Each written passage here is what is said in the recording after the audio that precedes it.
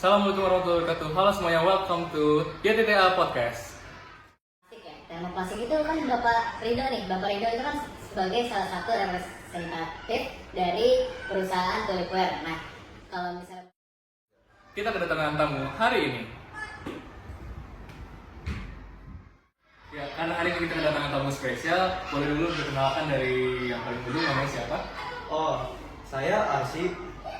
Saya dosen kimia dari Universitas UB. Ya, ini adalah Dr. Arsy, dosen Arsy dari Universitas Brawijaya. Dan yang selanjutnya adalah Dan saya Ridho, perwakilan dari Tulipware. Oke, dari Universitas Jabatan sebagai apa?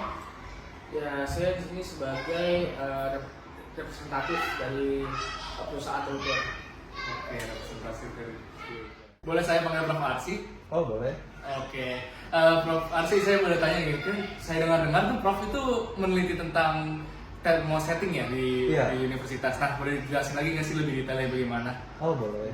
Oke, jadi polimer thermosetting ini telah saya teliti selama kurang lebih sekitar 4 tahun. Jadi saya lumayan mengerti lah dalam hal bidang ini. Nah, apa sih itu polimer thermosetting? Polimer thermosetting itu biasanya disebut juga dengan thermoset atau polimer yang diperoleh dengan pengerasan inversible, polimer padat, lunak, atau cair kental, atau biasa disebut resin. Pengerasan induksi oleh panas atau radiasi yang sesuai dan dapat ditingkatkan dengan tekanan tinggi atau pencampuran dengan katalis. Panas tidak terlalu diterapkan secara eksternal dan seringkali dihasilkan oleh reaksi resin dengan agen pengerasan katalis atau pengerasan penghasilan reaksi kimia yang menciptakan ikatan silang yang luas antara rantai polimer untuk menghasilkan jaringan polimer yang tidak dapat melebur dan tidak larut. Nah, bahan awal untuk membuat termoset biasanya lunak atau cair sebelum diawetkan dan sering dirancang untuk dicetak menjadi bentuk akhir. Bahan ini juga dapat digunakan sebagai perekat setelah mengeras. Termoset tidak dapat dicairkan untuk dibentuk ulang. Jadi sistem termoset ini dia tidak, kalau sudah dibentuk dia tidak bisa diulang kembali ke bentuk awal. Jadi tidak bisa diproduksi lagi. Tidak bisa diproduksi lagi ya Pak? Iya, benar. Nah, termoset tidak dapat dicairkan dibentuk ulang seperti tadi yang saya sebutkan. Berbeda dengan polimer termoplastik yang umumnya diproduksi dan didistribusikan dalam bentuk pelet. Nah, termoplastik ini juga telah diteliti oleh Bapak di sebelah saya, Bapak Ridho, dan mungkin lebih lanjutnya bakal dijelaskan oleh Bapak Ridho. Pak Arsy, jenis-jenis termoset itu apa aja ya? Oh, jenis-jenis termoset ya. Jadi tuh jenis termoset tuh diantaranya ialah fenol atau formaldehida, urea formaldehida. Saya mungkin agak sedikit lupa sama ini, tapi ada lumayan banyak lah. Nah, fenol formaldehida ini biasanya digunakan dalam pembuatan peralatan listrik dan juga elektronik bagian mobil. Perekat juga bisa seperti yang saya sebutkan tadi yang sifatnya melebur dan bisa dijadikan perekat di saat sudah kuat. Nah, terus habis itu bisa juga sebagai aksesoris di kapal agar tidak terjadi korosi di laut. Terus masih banyak lagi manfaat dari termoset itu juga. Oh begitu ya. Makasih Pak Arsy. Iya, sama-sama.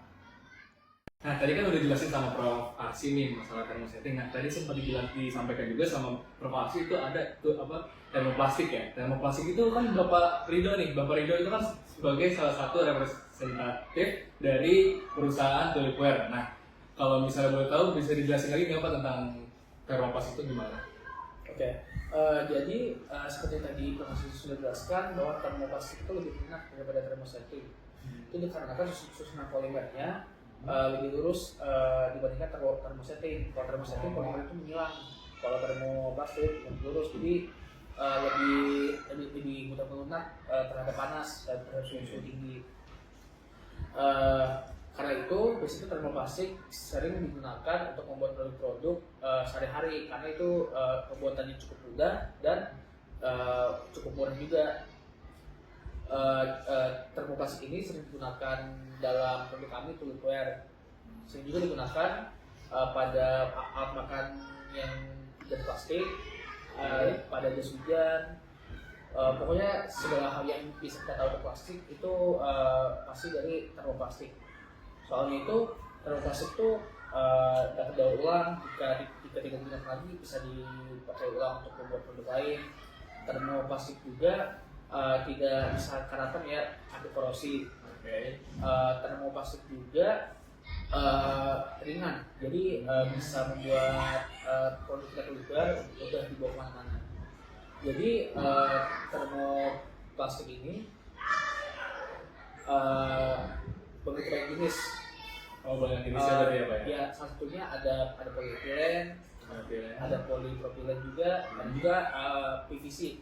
Oke. Itu yang sering digunakan pada tempat-tempat di kamar mandi, di toilet juga itu menggunakan PVC. Oke, berarti termoplastik ini berarti bisa berguna sekali ya Pak buat ke alat-alat kita keseharian berarti. Iya.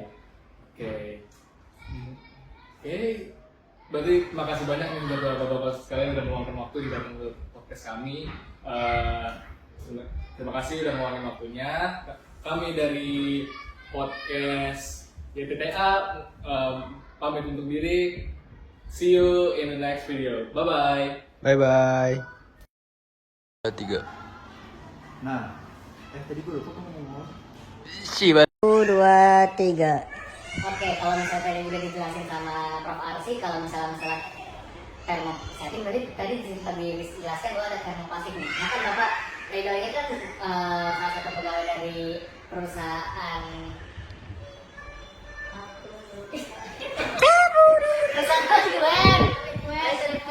Tupperware. Anjing.